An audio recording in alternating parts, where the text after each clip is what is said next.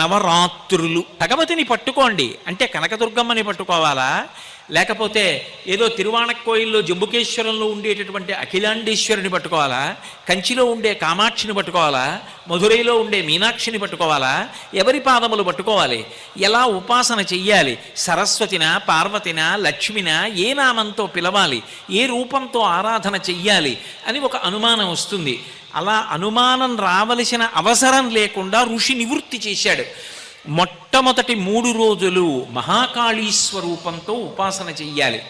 తర్వాత 4, 5, 6 ఆ 3 రోజులు మహాలక్ష్మీ స్వరూపంగా ఉపాసన చెయ్యాలి.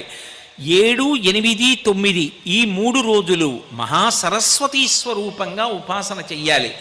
ఈ 9 రోజులు ఉపాసన చేస్తే 10వ రోజు సిద్ధి విజయదశమి.